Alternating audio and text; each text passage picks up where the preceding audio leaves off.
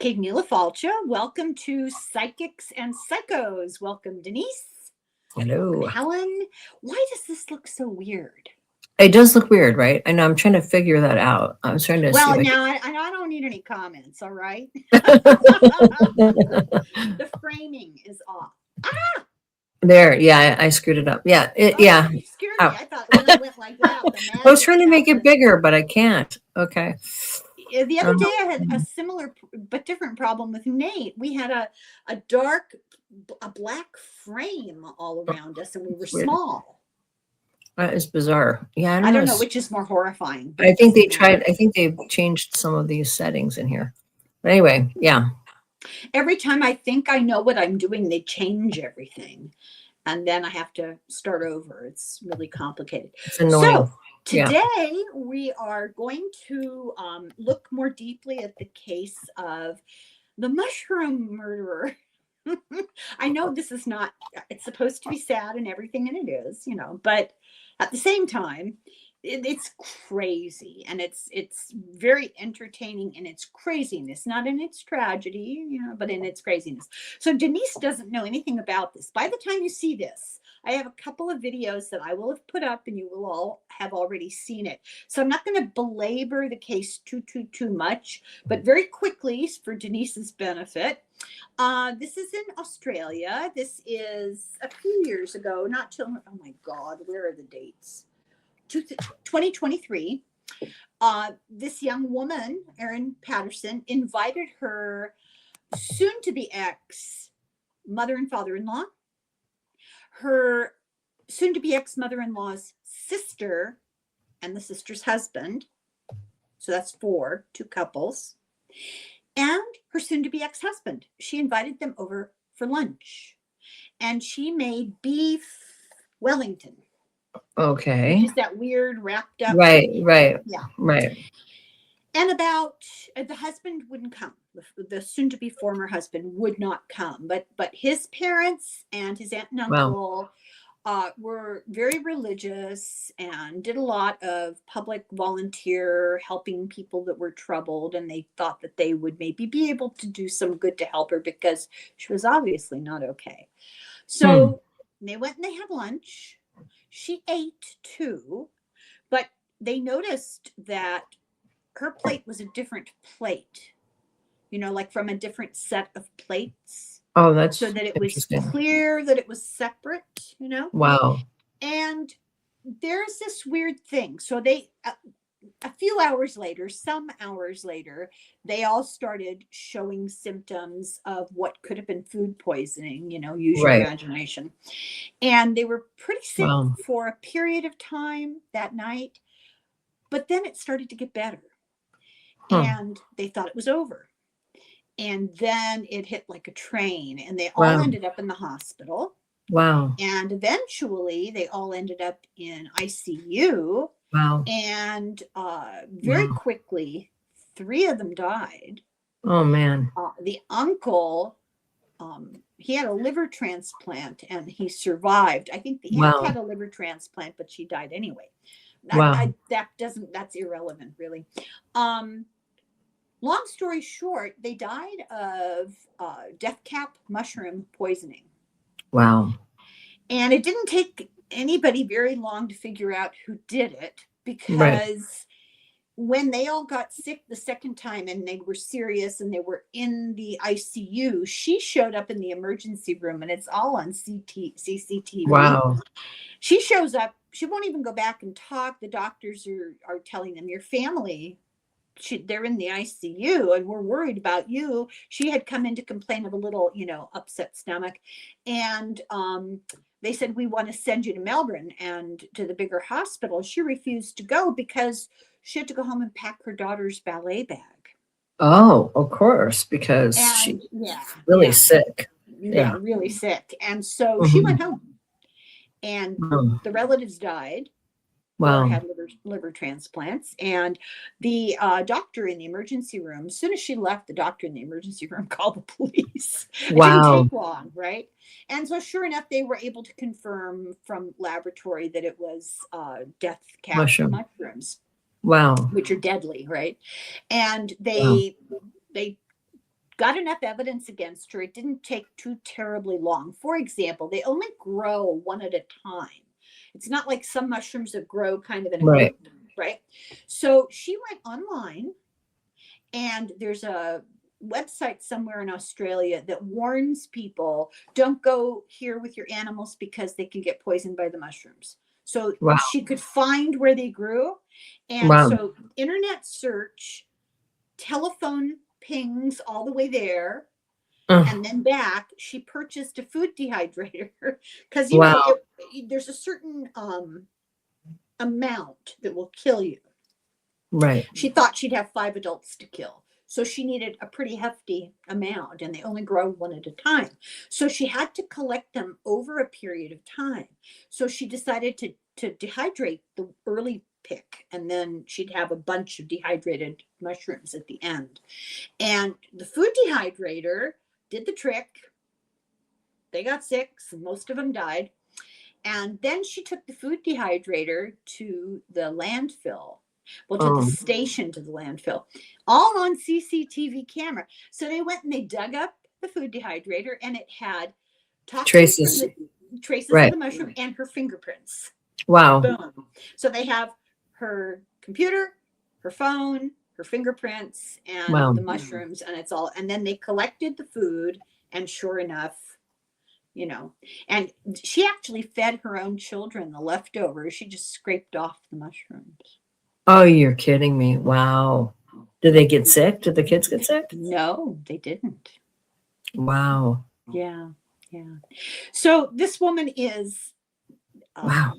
Professionally, I believe the diagnosis is batshit crazy. Wow. Why did she murder them? Does anybody know why she murdered them? Well, yeah, kind of. She was she felt they were critical of her, and she was weird, and she had trouble relating to people, and it kind of ran in the family anyway. And it was a matter of being in control, feeling minimized and critiqued, feeling always on the defensive. But she had personality disorder and psychopathy and weirdness, where the cards are incredible, where definitely she was frozen in time as a child defending herself, and she just lost it. She just figured that she wasn't going to put up with it. There's a suspicion that money also came into play because they were in the process of getting divorced, and she came from a fairly wealthy family. Her grandmother was wealthy. And this was my first red flag. When I read this at the very beginning of her biography, I thought, oh my God, this is going to be interesting. Her grandmother left her an inheritance, but it was left in a trust. So here she's like 25, 26 years old when she inherits this. She can only get X amount of dollars every year over a period of time. So there was issues of control, or they didn't trust her. It was never completely clear. I think both. Right. There's psychopathology in the family generationally, and you can definitely see it. So yeah, you're gonna love it when you see. Let me quickly look to see if I can find any more little tidbits. I was telling Denise, I did do a whole video on women and poison and the history of all that, because there is the misconception that women default to poison and that men don't. Right. And it's actually proportionally more men. Well, because proportionally more men kill. But if a woman's going to kill you, it's probably going to be through poison. Right. Not always. That's the thing. Not statistically as much as people think. I did a whole thing on it. You can watch it because it's complicated. But they broke down the statistics of it, and they said it looks that way, but that's how you're interpreting it. But the reality is, right. But I mean, statistically, how many murders are committed by women versus men? I mean, right. But if you take probably 95% of right. How many, like 95%? Well, and 95% of murders are probably most of the time committed by men, right? I mean, it's it's higher than that. It's like 99% maybe, Yeah, right? 98%. Yeah. So, I mean, 0.7 or something. That's okay. So less than 1% are committed by women. And just, I think the idea that you don't have to physically overwhelm the person. You're the one who's cooking for people. It's just more convenient probably for a woman to do it that way. Poisoning is not a typical way to kill people. Right. And it's about 50-50. Right. So men use it just as much as women. Yeah. Yeah. So let me see. What else can I find out for you quickly that's interesting? She had this weird history of jumping from one thing to another. She majored in this and she changed, and she majored in that and she changed, and she majored in something else. And then she settled on a major. But while she was doing that, she went to air traffic control school, which is very difficult. Very few people who took the course at the beginning ended up being certified at the end, and she did really well in it. And so she worked a couple of years at that, and then she worked a couple of years. She just had this peripatetic inability to stay with anything. Let's see. Interesting. Yeah. Oh, they had all kinds of testimony against her. Her husband, her uncle-in-law, all the child protective workers, the doctors, video of testimony from her own children against her. What did they say? What was the thing? It didn't say. I think Australian law, they didn't say. Oh, really? That's too bad. Yeah. They had experts like mycologists, those are mushroom experts, and toxicologists, and then they had digital forensic people, and then they had all the cops on the case, and she had nobody. Wow. Nobody spoke positively on her, not even her own family? They were going to have her speak for herself, of course. I'm surprised she didn't volunteer to be her own defense lawyer, right? Usually they do. But the lawyers decided that it would be too damaging for her to do that. Yeah, right. She's not the most appealing and sympathetic of people. It doesn't sound like it. If everybody spoke against her, then. Well, to me, the part that really shook me was that she fed her children the leftovers. Yeah, that's really psycho. Yeah. I mean, come on. Yeah, that's really psycho. Yeah. I mean, the whole thing is psycho, but that puts a little extra sprinkle on top, so to speak. Yeah, exactly. So I've got all these notes here on this 60 Minutes Australia. They did a spotlight on her. The whole time was on her, and her forensic, her psychiatrist after the fact, after the crime, Dr. Peter Ashkar. He had a lot to say about her psychopathology, that she's feels like an outsider.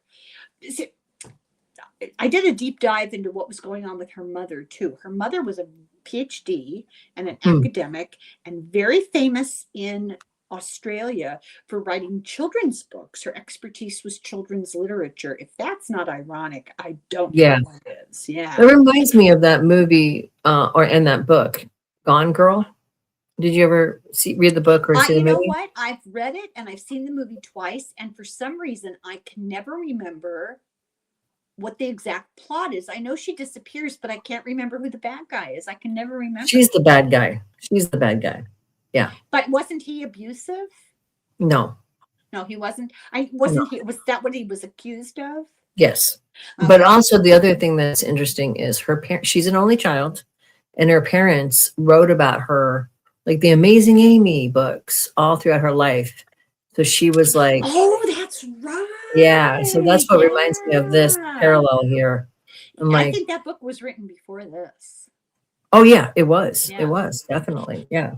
So I did a thing. I looked into the mother because I thought, okay, this is generational. It has to be.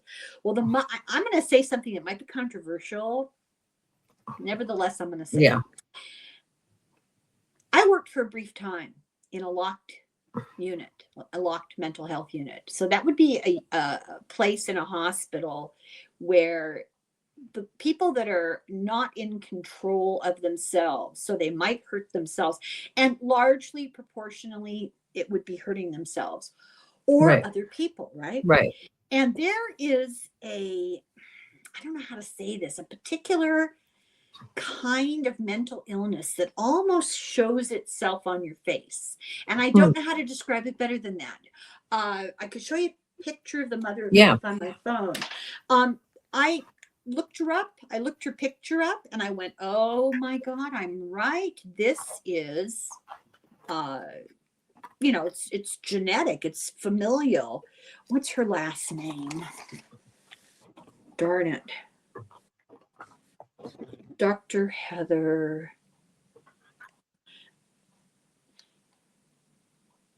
Anyway, her mother does not look well. Well, her mother's dead now anyway, but her mother did not look well. I don't mean disease or physical. I mean well. There was something about her that isn't right. And her admitted that their relationship was very troubled. The mother did not know how to parent. She didn't really want to have children. She felt obligated, kind of social pressure. Okay, mother of Erin. Sorry to take time here. It's all right. Patterson. Scudder. Okay. Picture. Here we go. It's a weird last name, but okay. All right, here we go. Oh, wow. Yeah, wow. Do you see what I'm saying? She's got like the Dahmer look. Many people in mental institutions that have that. Put her back up because it's like two sides of her face don't match. If you look, like one side of her face looks like scared kind of, and the other like angry at that. Cold. Yeah, cold. Yeah, she's got almost like a psychopathic look to her face. Yes, she does. She did not bond with her children, and she admits she didn't bond with them. And I'm talking about this like there's an interview with her, or that I talked to her.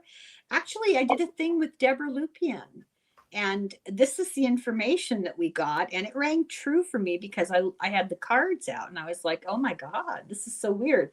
She admitted that she didn't bond because she didn't bond with her own mother, and she didn't have a role model, and she didn't know how to do it, and she felt social pressure. She didn't really want to have children. Why did she write children's books?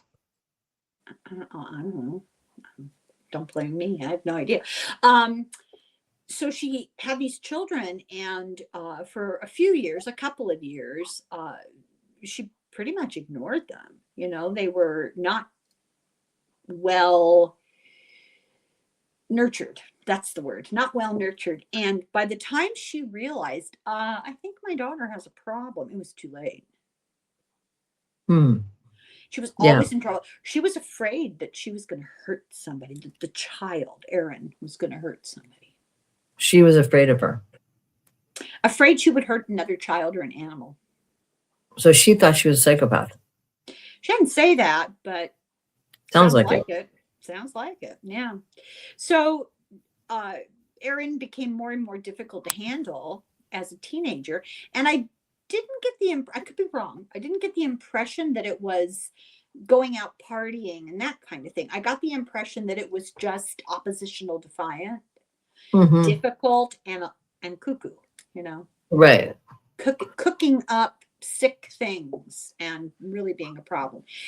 She always felt apart. She always felt not included. She felt that she did not get the compassion or the nurturing that she needed. And that kind of solidified as she became an adult. She focused on academics and her career, but she also didn't have stick-to-itiveness. There was a deep-seated insecurity or a deep-seated lack of self-confidence that always came into play. Yeah. Well, let's look at her chart. Should we look at her chart? Oh, yeah. Her chart. I wonder if I can share her chart with this thing. Maybe. Yeah, maybe I can. There's a thing that's 3 people. Do you see it? I think I got it. Okay. Shoot. Oh, yeah, here it is. Maybe this will work. It might not. Oh, wait, hold on. Maybe this will work. We had video issues when I recorded earlier with Sarah. Can you see it? I can't, No. for a brief second. Oh, okay. Well, I'll just look at it because I'm not sure. I don't use this platform, so okay. Well, nobody knows what they're looking at anyway, except you. That's true, but some people do. Some people do. Okay, so she's got a bunch of stuff here, and she does have a nodal conjunction. Oh, surprise, surprise. Oh, she has a nodal conjunction. Does everybody have a nodal conjunction? No, okay. No. So how come every single wackadoodle we've looked at has had one? Okay, so this is an important point to make, right? Not everybody with a nodal conjunction necessarily is a murderer or a serial killer or a victim of those things. But if you look at charts across the spectrum of all murdered people and murderers, you're going to see in about 90% of those nodal conjunctions, which is statistically crazy, especially for astrology. It really is just so weird. And I did not know this when I started. I mean, I didn't know this until we started doing, until that event where the person that personal thing where somebody who was connected to me murdered someone. And then I thought, well, we should do psychics and psychos. We talked about that. And when I was doing research to sort of see patterns during that period when we first started doing psychics and psychos, I was looking for patterns. Okay, what is it? Is it fixed stars? Is it some kind of specific, square, or what's going on? And it's Mercury in retrograde, Denise. It's always Mercury in retrograde. That's what people think. Mercury in retrograde is not that bad. So people. Well, I have no idea what it means, but the people are always blaming poor Mercury. And I know. Well, it's because I think, as sort of like a weird historian of bizarre facts and information, I believe it comes from the 90s when people were. So it's like a little bit of knowledge is a dangerous thing. Like when I was working at the psychic line. That I'd hear people saying that all the time on the line to people who were getting readings. Oh, it's Mercury retrograde. And then they would explain it. Well, the thing is, Mercury retrograde just means the planet Mercury looks like it's moving backwards from our position on Earth. And basically, because of the orbits and the way our, it sort of seems like it's moving back. It's not really moving backwards. But what happens when Mercury goes retrograde is there's just a few things. They're not that big a deal. And once Mercury has gone into retrograde for more than the shadow period, a few days before and a few days after, people adjust to it and it's fine. And then when it goes back out of retrograde, it kind of gets discombobulated again because Mercury rules things like computers, cars, how you speak. Like you'll find that if you're watching the news during a Mercury retrograde, almost all of the announcers start to stumble upon their words and you're like, oh, it's Mercury retrograde. It's just that kind of thing. And then it goes away. If you sign a contract, which is another Mercury thing, you'll have to probably sign it again. Something will get messed up, but it's not the end of the world. I mean, So is Mercury, can it be, depending on the person, can it be stuck in retrograde? Because yes, I think you can have Mercury. Yes, you can have Mercury retrograde in your natal chart. Yes, you can. Oh, that's it. Or your Mercury can go retrograde in your progress chart, and then you can have problems too. But like I said, you get used to it. So in a retrograde planet in a natal chart, basically just makes your language kind of, your mind works kind of internally. You're kind of more introverted with your speech, and you might have problems writing or speaking. It might take you longer. You might have issues with communication. But usually your Mercury will go direct at some point and will kind of get better. So it's not a big deal. Also, here's some good things about Mercury retrograde that people don't talk about. If you want to go on a trip to like Spain and you want to go back there, if you go on Mercury's retrograde, you'll go back there. So if you go to a place with Mercury retrograde, that means you'll return to it. So that's actually, and one astrologer told me when I was learning astrology, that if you go to gamble during a Mercury retrograde, the odds are more in your favor than they are normally. Not that you're going to always win, but you have better odds of winning. So there's some good You go things. to jail when Mercury's in retrograde? Are you going to go back? Maybe. Oh my Yeah, God. could You have to happen. be Yeah, careful when you commit crime. I guess so. Yeah. So, but in her case, okay, she does have a nodal conjunction of the Neptune nodal thing. And what you're describing there in Sagittarius is kind of interesting because a lot of and it rules her moon and Jupiter, which are squaring that nodal thing.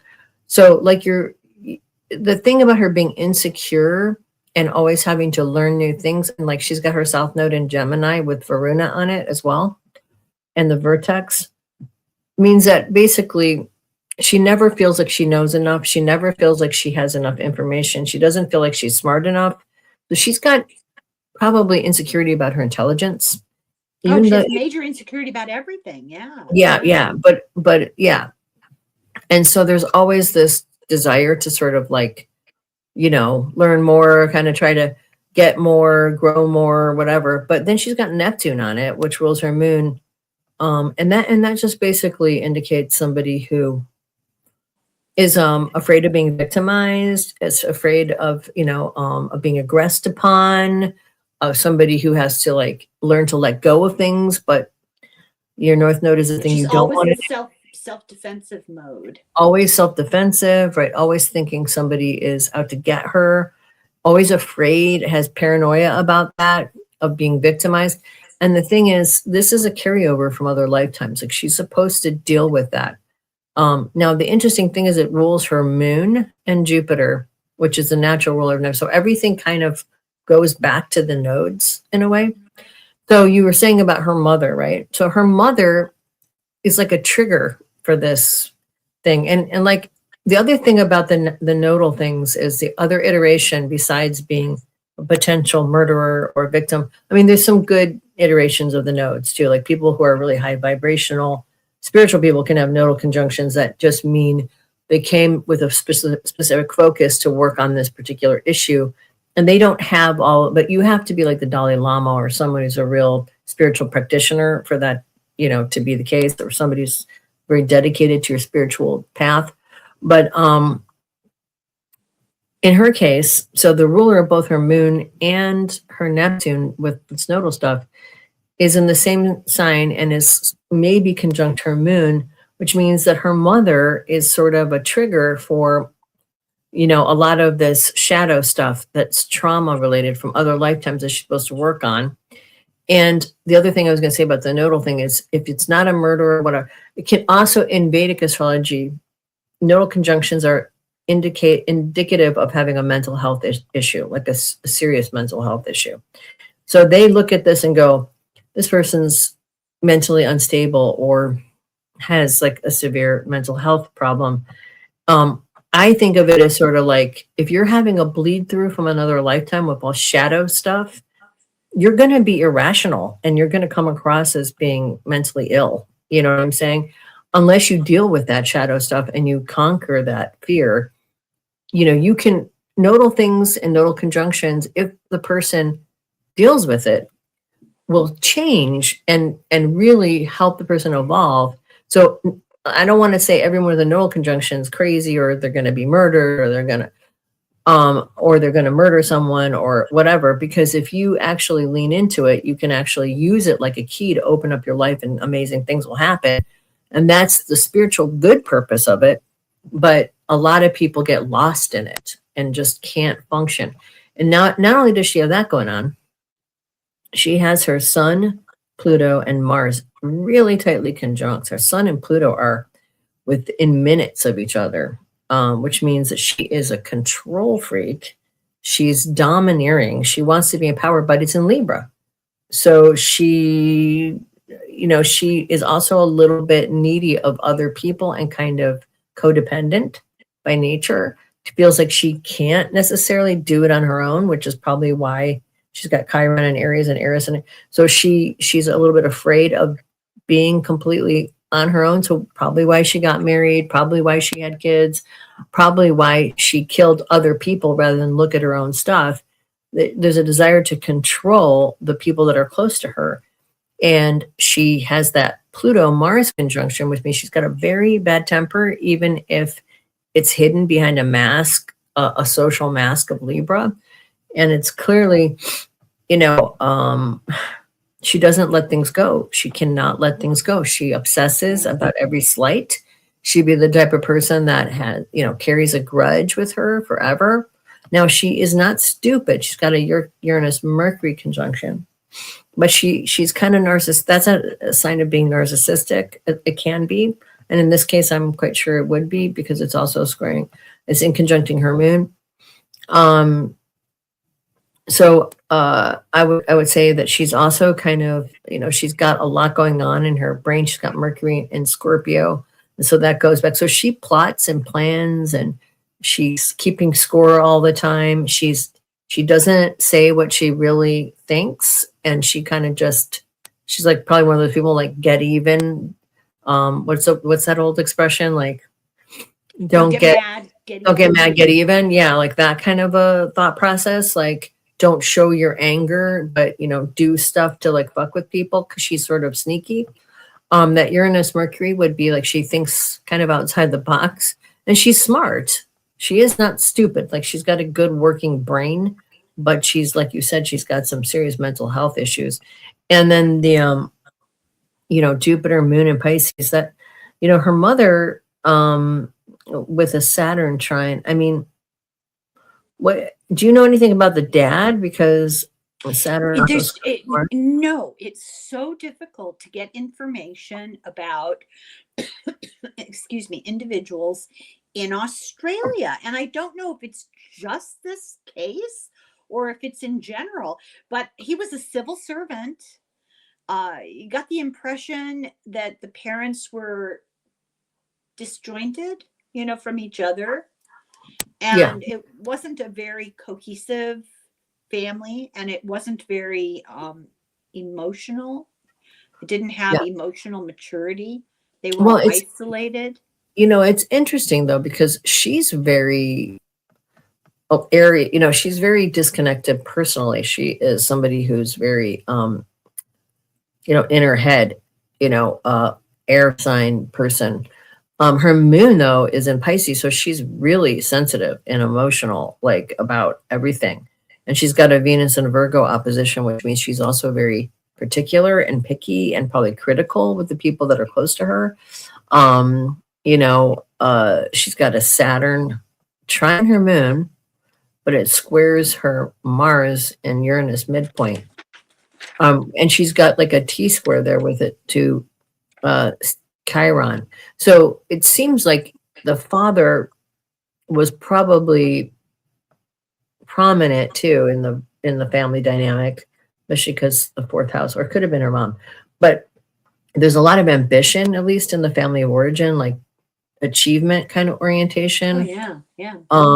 But it's really in a square, which means that pressure, she felt the pressure to be something or perform or to go to college, to be somebody.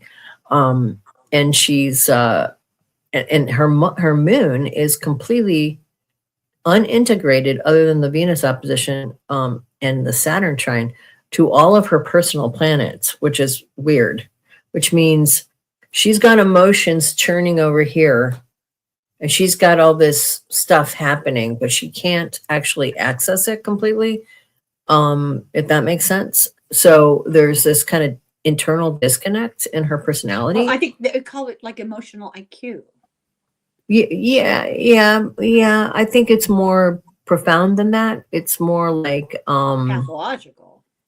Yeah, it's more like a split personality type of thing. Almost like there's two sides to her that are like, you're either going to get this side or you're going to get this side, and they don't integrate, if that makes sense. So she's either going to be hypersensitive and critical and hyper emotional about how she, you know, or she's going to be really cold and calculating and somebody who really plans and plots, which her revenge, you know. Wait till you see her cards.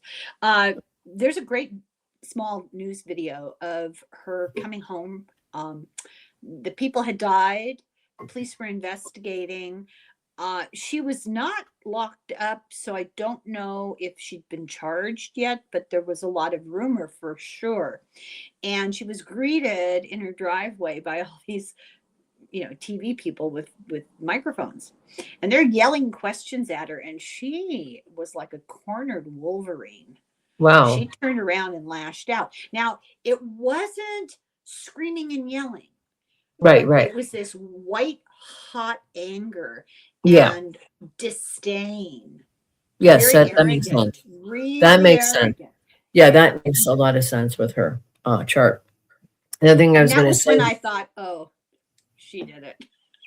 Well, yeah, and then she's also got Ceres in conjunction, it looks like, to her kind of son, which is the way she was nurtured. So her mother actually in her chart, while you say there may be some genetic component to the emotionality and the sort of schism in her personality. Yeah. The disconnect. Yeah. But she herself is like, it's like there's two people occupying her body, if that makes sense. It's like she's not integrated. Huh? Her mother or her? Her. She is like that. Now her mother in her chart is better integrated than she is, if you can imagine. I mean, that picture of her mom, I mean, does have a Pisces moon, and that's naturally kind of like two faces, two sides. There's like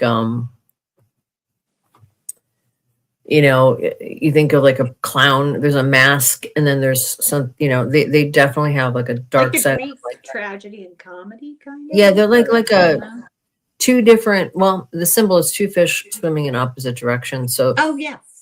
So there's always this sort of weird thing with Pisces where they can be very sensitive and compassionate, and that side of Pisces, or they can be very emotional and turbulent and like water. And they can also be kind of criminals. So like, for example, that explains a lot. I have two daughters that are Pisces. Do you? Okay. And so they're kind of at odds with themselves, and depending on their mood, you're going to get one or the other two faces. Now, not everybody's extreme like that, where you got this extreme opposite, like hyper psychic versus, con man, but that is that kind of like double-edged thing. And they tend to be kind of gullible too, and like kind of, they have buy-in at first, even, and then I think then they can easily be victimized. So this is the other thing that plays into that Neptune conjunction to her node, which is she probably feels like she's been victimized her whole life, and that everybody's taking advantage of her. Yeah, her cards are, And that she's, holding all this in, and like she's going to do something with that, she's going to get back at people. And that Sagittarius placement is very can be very violent and volatile, in that it's kind of a warrior kind of signature. And then that Pluto Mars conjunction is very violent. So she has a violent side to her personality, but it's all kind of masked, which is probably why she chose poisoning. It's interesting because Neptune on her node, also Neptune does rule poisoning, and her moon and Jupiter Pisces is poisoning. Yeah. So this is probably a past life thing. She's probably done this or something like it before, or somebody did it to her and she's getting back at them. I don't know which, either was or. Married to Nero, was she? What? Nero had a favorite poisoner, and she was married to Augustus. Huh. And wow. poisoned him. He died by poisoning. Wow. So I'll give away a little bit of fun fact here. He this is Augustus Caesar, the emperor. Right. He was terrified of her, Livy. Her name was Livy. He was terrified. Oh yeah, of her. Yeah. Right. Okay. Yeah. Because she was famous for being a poisoner, a professional poisoner. And so he would not eat or drink anything that he didn't prepare himself from scratch. Wow. And so she got around that, because one day he went out and picked a fig and died. She put poison on the leaves of the tree. Oh my God. Wow. Clever. Wow. Yeah. Yeah. Wow. Yeah. So that's incredible. Yeah. So, Well, maybe she was Lydia in a past life or something. I don't know. Because that's what I'm she's, asking. Yeah. yeah, she might have been. I mean, she's definitely got like that kind of, yeah.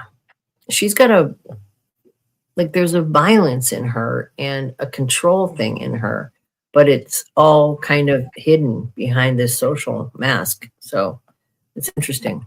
Yeah. I almost feel like when children are really deprived of nurturing really young, you get this, it's like unrequited love, but it's unrequited nurturing, which is even more I don't think you primal. can blame her mom for this one. I think you can. Yeah, I don't think you can actually. I mean, I think Well, her she mom. did. I, She claimed that her mother was so cold. well, her mother wasn't really. Her mother may not have been the greatest mother in the world, but she came in with these issues to some, Oh yeah, I would agree with that. Yeah, I don't So think this you is can. not just her mom. Not You know, only her mom. her mom, but her mom played a part. Let's compromise on that because I do think her mother played a part, setting her up. You know. Well, yeah, I mean, her mother probably was also connected to that past life that she had issues with because of the conjunction. I mean, because the conjunction to the node and it ruling her moon, which is her mom and her past lives. So, I mean, I agree her mom is part of it, but no matter who her mom was, she probably would have had some kind of problem. Not maybe maybe she wouldn't have gone full poisoner, but she wasn't going to ever probably have, she was going to have issues, uh, in nature, nurture, whatever. But this is kind of, maybe it wouldn't have been this extreme or bad if she had had a different mom, a mom that Well, wasn't let's old. look at her cards and then let's look at her mother's cards because I did both. I also did her husband's cards and talk about. Yeah, I wish you had their birthdays. It would have been interesting I to see their know. mom. I wish we did too. I tried really hard and I couldn't find them. I But could what's the find mom's name again? Heather Scudder, Scudter, and we don't even have an exact year for when she was born. We have a you know like a what's the word I want, a scope. Yeah, I see that. It was in about 1946. Yeah, About yeah. that. They're not even sure how old she was when she died because they don't know when she was born. Oh, There's a range. That's the word I was looking for. The range of years.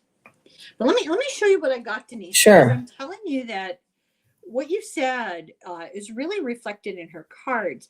I think just looking at these cards, my interpretation at the heart of this is that she came to the end of her rope. She had a persecution complex. I got the 10 of Swords crossed by the 5 of Wands. Well, this even says trapped, but who is the monster? I love these cards. They're the horror cards. Oh, shit. What did I do with you? Sorry. Okay. There you are.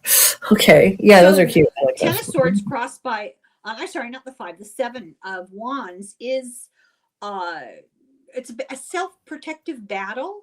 She really felt attacked and on the defensive, and she'd had enough, and she hit rock bottom. And that's kind of the core of all of this, is what motivated all of this. Now, what is she feeling attacked by, or whom is she feeling attacked by, and why? Well, she's going through this divorce, and despite the fact that the people she killed have the reputation of being very compassionate and helpful and very patient with her and reaching out to her, they agreed to go have lunch with her, and she was a real pill to be around. But she had absolutely 10 of Cups reversed, absolutely no compassion for anybody. I think this is indicative of her psychopathy, her narcissism, right? And her Right. foundation is the Page of Swords. So she's got this immature, kind of childlike, stunted sense of self-defense all the time, always Mhm. on the defensive, and this crime that she committed is year after year after year of that building up, and finally feeling that she'd reached the end of her rope. And of course, in her recent past, the Emperor reversed. This is about having this internal struggle to be in control of everything and everybody and having it fail. It just wasn't possible to be the person in charge and the person in control all the time. Interesting card for the future. She got the Five of Pentacles reversed. So, you know, the financial hardship might have been playing into it. Feeling time to prove that I'm the one in control and better than you are, and emotional insecurity all rolled into one. She was feeling like the victim, you know, and she lashed out as the poor put upon victim. Right. So she herself, this card is really funny because I've been reading a book about Mothman. And Mothman, one of the things about the Mothman is the prominent wings and no face. And I just noticed, look at this card. You have to look up. Oh, wow. Temperance. Oh, yeah. Oh, Isn't wow. that interesting? Yeah. And it says, earth and water, pleasure and pain, life and death, everything in moderation. That's just, ooh, It's creepy. like her motto. Yeah. But she thinks she's a reasonable person, and if she does this, she's going to heal. It's going to make everything better. This is her solution. But it's under the influence of the Knight of Wands. Look at that. It's just awful. Wow. And that says passion and impulse, inspired action. This was an impulsive act. Even though it was really well planned, it wasn't perfectly planned, but it was very intently planned. Sure. But it was impulsive too. Right. She was lashing in the sense that she was lashing out. And I thought these cards, when you know what you're reading cards on, when you already know the outcome, it's kind of funny when you see the cards. The Four of Cups, like one person refused to come to dinner. I think her fear perhaps was, you know, not getting the love and attention and her due. Emotional abandonment. Yeah. Mm-hmm. Yeah. And so we end up with the outcome, which is also funny when you know what ends up happening. The Hangman, she ends up incarcerated because of this impulsive, violent act that she did, crossed by the chariot, right? The warrior, but she was successful. She was successful at it. That the chariot means success too. And she did successfully execute her plan, even though she got caught. Well, she killed those people. She didn't get the husband, and that was she killed a bunch of people like she wanted to. No, I know. Can you imagine? No. And then this poor guy has to have a liver transplant. It's awful. Yeah, so let me see what I got. I kind of summarized everything. Do you hear that? Yeah. Yeah. What is that? Somebody's horn. Oh, you're kidding. Wow. No. So she had this uncontrollable impulsive behavior when she felt aggrieved enough. Who does that remind you of? So she was out of control, and the end result is she ends up in the situation of ultimate control being imposed on her, which I think is ironic, isn't it? Yeah. I mean, most people who murder people probably get caught, don't you think? I mean, I would think. I mean, no, most murders go unsolved. Do we really? That's tragic. Yeah. I'm see if I can give you a number. Yeah. Most murders go unsolved. It's absolutely terrifying. I shouldn't say it out loud because it'll give people ideas. Wow, that's horrible. But it's a very high percentage. Like 75%, or I think it's higher than that. No, maybe I'm exaggerating. But I was just trying to find that lady's birth info, and I found some like obituaries, which I was like, oh, and then I tried to click on them, like, your phone is hacked, and I was like, what the hell? So I don't know what that's it depends. It depends on where it happens, where you are. In 1965, the clearance rate, that means the solve rate, was 80%. That's pretty high. By 2020, it was lower than 50%. That doesn't make sense. We have DNA now and cameras everywhere. How could that happen? Well, I didn't kill anybody. I don't know. I don't understand that. I That's don't weird. understand. Well, because there's so many people and people have gotten more clever about it. I don't know. That's weird. You would think it'd be the opposite, you know? Well, they try to sell surveillance by telling you it saves you from crime. But, you know, I told you that London there's nowhere you can go where you're not surveilled. Yes. It did not lower the crime rate at all. Right, What of course. it did do was provide the police with another tool for catching people. But Right, it that's did it. not make anybody any safer. No, right. No, of course not. No. People who do stuff like that don't care. I mean, they think they can get away with it or they wouldn't do it. Or like with her, you know, it's an obsessive impulsive kind of thing. Right. I mean, people who do this are not normal. I mean, they're not like me and you who, you know, you get mad at someone, you're like, oh, but then you're like, Don't get you know, let it go. You know what I'm saying? Yeah, it's not worth getting all worked up about, you know. But I mean, I was gonna say like the Guthrie case, right? Which turned out to be exactly what I thought, which was, did they solve it? No, but the guy wrote a letter that they think it's the person who did it, saying that she died. That she died immediately, like right after, and they buried her in nature. Buried her in nature afterwards. She died pretty much in the, you know, right away. And that's exactly what I figured happened to her. Yeah. But in that case, though, there were surveillance cameras. I mean, there's a picture of the guy. I mean, you know, they have a picture of him. So that didn't save her. You know, it didn't stop the commission of the crime, and it didn't actually solve it either. They still don't know who the guy is, you know?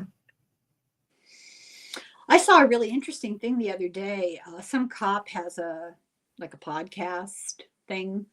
And he said, you know, people depend in law enforcement these days, people depend on the technology and they've lost the art of the old fashioned solving techniques. Yeah, I wonder about that. I'm wondering is that part of the problem? That's part of the problem. He went to, was it Tucson? Yeah. He went there to her neighborhood and he discovered that there's a park within, like, very, very close to her home where there's a homeless encampment. And they have a really bad problem with crime, drugs, and mental illness in this population of people. And the homeless encampment is right across the street from the nonprofit organization that her daughter works. Oh, wow. And so you can see somebody perseverating on that who was mentally ill. Yes. Yeah. And right next door is a car dealership of used cars. And they think, this cop thinks somebody glommed onto the idea of this family.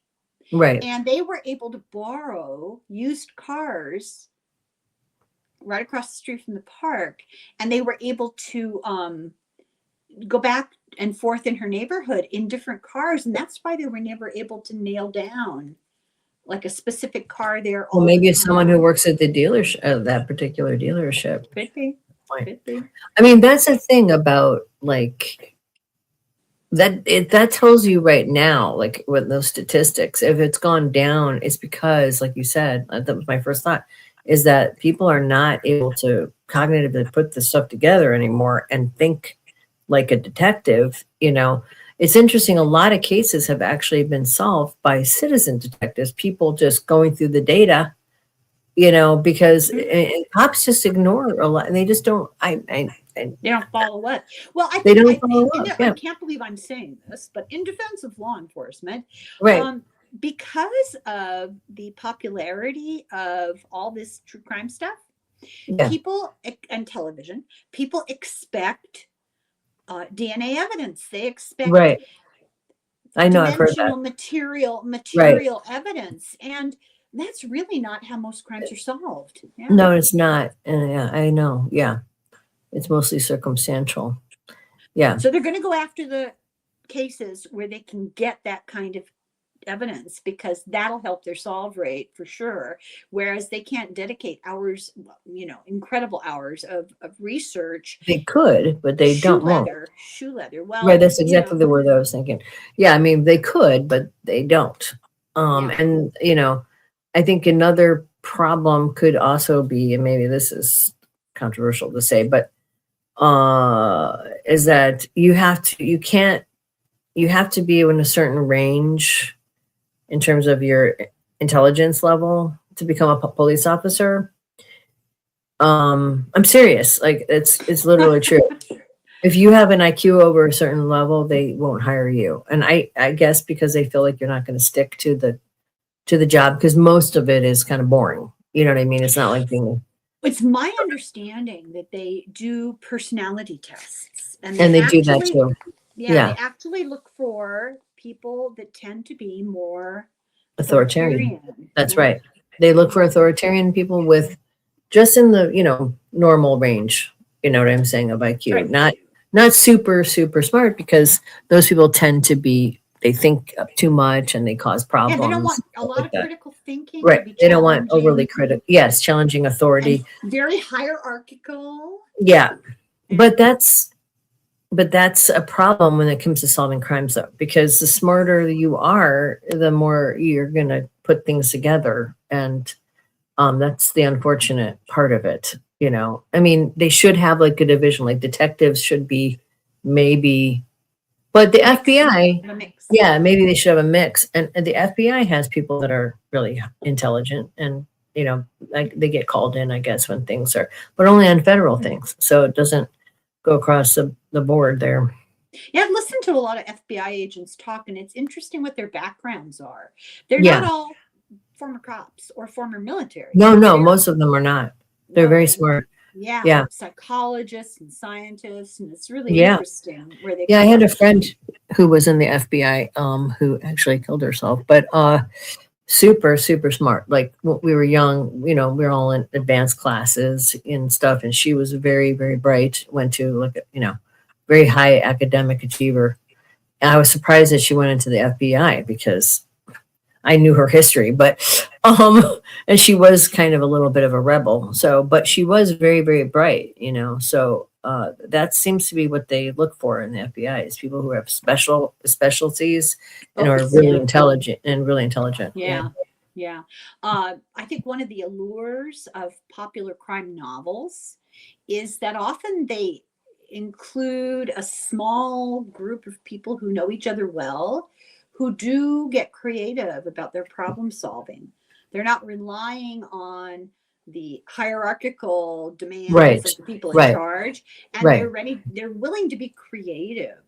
And it's always the iconoclast and the one squeaky wheel cop who gets the guy, and who gets their man. Yeah, that's right. And it's not really how it works. That's not how it works in reality at all. But it's a nice fantasy. There's a great crime novel writer, police procedural writer in England. His name is Peter Granger. And I can't remember the name of any of his books. And he writes about the same old cop, and you follow along in his career. Really interesting, really good books. Yeah, I'll have to look for that. I've heard of them. Yeah, so we got off topic, but what were we going to... I did cards on... You also did cards on the mom, too, on the husband. Okay. I did, yeah. We talked a little bit about the mom already, but I did cards on the husband. And what was that last card? We got the card in the Celtic cross in the position of herself.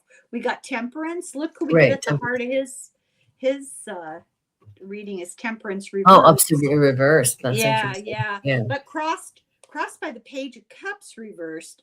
So this is a guy who is never quite sure what the right thing to do is. He's not certain of his decision-making abilities. He's a little afraid, I think, of taking a stand, speaking out. I don't think he was afraid of her physically, but I think he was uncertain enough of his own decisions. He just wanted peace. She didn't turn out to be who he thought she was when he married her. and his emotions just didn't count. She dismissed him, she belittled him, and he never quite could get his footing in the relationship. In the atmosphere, I got the page. Do you have any one. idea how long the two were married for? Yeah, they were. I do. I have it written down here someplace. I have notes up the yin yang here, so hang on a second. 2001, maybe. She inherited 2007. They got married. 2007. Okay. So they were married 16 years. Is that right? Yeah. Yeah. Well, when did she kill everybody? How 23. long ago was that? 23. Okay. Yeah. Yeah. Right. So in the atmosphere, I got the Page of Wands reversed. It's self-doubt, not able to take action, kind of immature in his decision making and taking control of situations. So it's a toxic combination. You know, her lack of any kind of compassion, his uncertainty, insecurity, and his fear of actually making decisive decisions and carrying through on them. Well, she is controlling, so maybe that was what he was attracted to about her, was that she's kind of the boss, and he liked that at first, but then maybe it became a problem later too. Maybe because he was insecure and confused, easily led. What do you think about that? Well, I think that's true, and I think when he put his foot down and asked for a divorce, right, that was the tipping point. And she did not like that. And that's what he I wasn't think in this control. Is here. Yeah, right. The Four of Cups reversed. Yeah. He finally was ready abandonment. to take action. Right. Abandonment and emotional questioning abandonment of her authority. Right. In the recent past, I got the Emperor. That in the past, you know, what authority he did have in the relationship was going away, getting lost. Right. And look what I got in the near future, the Tower reverse. Oh yeah, that's the divorce card actually, and also it's could be divorce card. Yeah, I think it's the end of the hassle at home and the first step towards correcting all the all the drafts, chaos. Picking up, right. The pieces. He himself, the Ace of Cups reversed. Which I thought was very interesting, sort of a love. I've tried and I've run out of sympathy. I've done what I can do. He's fallen out of love with her. He doesn't love her anymore. Right. Yeah. But crossed by the three of Swords reversed. So this struggle, struggle that's for interesting. healing, struggle for making things good. So that makes me. Well, that makes me think if there's the Three of Swords, was that crossing? Where was that card at? Okay, well, in the environment. So this is him. Okay, that's in the environment. He's stuck in. So somebody was triangulating. He felt like he was in a triangulated situation. Either he was, maybe his family, and that's why she killed his family. Maybe his family was interfering, and and he was being told, "Why are you dealing with this crazy woman? You need to get out of there." And that's exactly right. That's probably what it was. Yeah. This one, the hopes and fears. I got the Eight of Cups reversed, and I think it's kind of like wanting to walk away, but not having the guts. Paralyzed, emotionally paralyzed. Yeah, right, and confused. Cat, right? Yeah. The Eight of Cups in the traditional tarot it's like all those hands, like it's like a lot of confusion and delusion too, and so maybe he kind of woke up to the delusion that he was in a false emotional relation, like this person wasn't capable of his. I think his family gave him the courage and that's what it looks like. She knew that, right? And that's why she was angry. That makes sense. Yeah. They were nice to her though. They didn't attack her or directly. But she knew that behind the scenes they were whispering. She was putting stuff in his ear. Yeah, that makes sense. Yeah. And so the outcome, the Three of Pentacles reversed, crossed by the Two of Swords. This guy is like avoidant and fearful and unable to really make a decision, and not in a position of strength when it comes to cooperating with other people. He's just paralyzed. The paralysis is what I got from looking at his cards. Right. And he couldn't communicate, couldn't work with other people, couldn't really advocate for himself. And when they gave him a backbone, it all came tumbling down. This is, not able to face facts, not able to make a decision, stuck, paralyzed. Right. So what a terrible combination. Yeah. definitely. I wish we had their birth info, but like you said, it's nowhere. I mean, I tried to find it, but it was really weird. You couldn't find it. And I didn't bother to do cards on any of the victims because it wasn't their fault. They were, no, and yeah. no, Plus I couldn't get their birthdates. right. It was a mess. Yeah. That's So these are the unbelievable. interesting cards, don't you think? Yeah, they are. Yeah, they do. They're just something a little different. I was really struggling trying to decide what cards to use because we did so many different sets of, throwing cards. Right. And I needed a complete set, so I was really scraping to find Right. Want to look at this for fun? I always forget to use these. I have these True Card Oracle cards. Oh, true crime. Yeah, that's cool. Yeah. So what did I say? Yeah, true crime. So if we get like embezzlement or counterfeit or something like that, we'll discard it because it doesn't Okay. count. Apply. Right. It has to make some sort of sense because this is like if we get arson, I don't think we can worry about that. Right. Kind of fun to use these cards. Okay, here we go. Oh, Revenge. That makes sense. That is exactly what it's about. Yeah. That's exactly about it. Well, yeah. Didn't you say something about her having a lot of water, being a water sign and having? Yeah, she's got the moon in Pisces. Yeah. And Jupiter in Pisces. Yeah. Well, this one doesn't count for us. Fraud. I can't well, imagine. but it is kind of a fraud because she pretended like she was making them a meal, and she was using that as a trick to kill them. And I think this refers to her pretending death. That she's sick. Yeah. Yeah. Well, it's interesting. If she hadn't gone into the pretend like she was ill, she probably would never have gotten caught. Or maybe not. She might have. Well, she wouldn't have been the first suspect immediately. That's for sure. And she might have gotten away with it because maybe. I don't think so because already the whole entire family knew she was Looney Tunes. There was suspicion on her all the time anyway. And then we got the inside job. Yeah, there you go. These are pretty good cards, aren't they? Yeah, you should use them. But I'm wondering though, if she hadn't done that, or if she faked illness and she went to the hospital, they might have took suspicion off her to some degree, or they might have just. She faked. She was sick. She went to the hospital, but once she got into the hospital and they said, well, we want to send you to Melbourne. We want to get ahead of this because we think you have what they have and they're dying. So, Right. And she said, no, I have to go home and pack my daughter's bag. Right. But that probably was the thing that made him call. That's exactly what he called. Yeah. And I give credit to the doctors at the hospital for not taking her. I wonder if it was a man or a woman. That would be interesting. That's what I figured. It sounds like intuition. Yeah. Right. Because a man would be like, okay. I heard the call. They recorded the call. And you can listen to it on the internet. And she calls up to the police, and she sounds very authoritative, very, very nice person. And she says, so I've got this situation, and yeah. I mean, it was no doubt in her mind, and this is like immediately. She knew. Yeah. Right. It was intuitive. Yeah. Because I was going to say. Toxicology results, nothing yet. Yeah. She just knew. Yeah. I bet she knew something was wrong. Yeah. Yeah, that's intuitive because, like I said, some people would have just been like, well, that's not advised, and they would have just kind of moved on to something else, Yeah. I kind of get the impression they're a little bit more thorough, probably medical people. Yeah, I think every place in the world has better healthcare than the U.S. Actually, pretty much. I'm serious.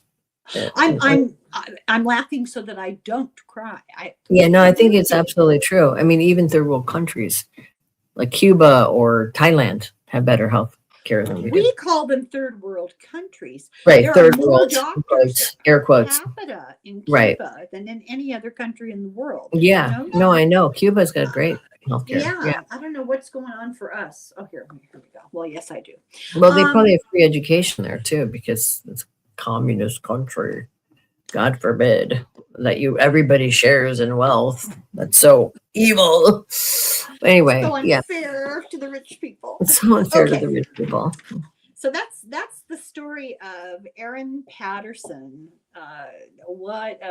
And you should really, if you get the opportunity, I will look. Is there a great documentary? stuff. Yeah. There's a pseudo documentary. It's like a Australian 60 Minutes that is Oh, an yeah. intensive conversation with her psychiatrist. I would like to see that. And I did a whole video on that, so I'm not going to tell you Yeah. everything it says. You can look Yeah, at that's interesting. Yeah, that sounds interesting. What? So she had a psychiatrist before or after? Or I don't know, but this was the assigned psychiatrist that Okay. worked with the courts. probably had to see if she was mentally stable to be able to stand trial, right? Is that what the psychiatrist was? That was their job? They're trying to. I think they were fascinated by what made her tick. I mean, Well, she's so afraid. weird. Yeah. Yeah, she's a weirdo. Hmm. Yeah, and he was very perceptive. It was really interesting to read what he had to say. Yeah. Yeah. I'll have to look for that. It's interesting. Yeah, it's good. So I think we've solved that crisis, solved that problem. Brought the solve rate up. Yeah. Well, Oh, wait, it's it's already in solved. Australia, so it doesn't count for us. It is also already Darn. solved. Yeah. So thank you, Denise. This was fun. Thank you, Helen. It was fun. Let's do another one soon. We will. I've got one all lined up. Thanks, Okay, good. everybody. Slanga Boyle. Blessings to all.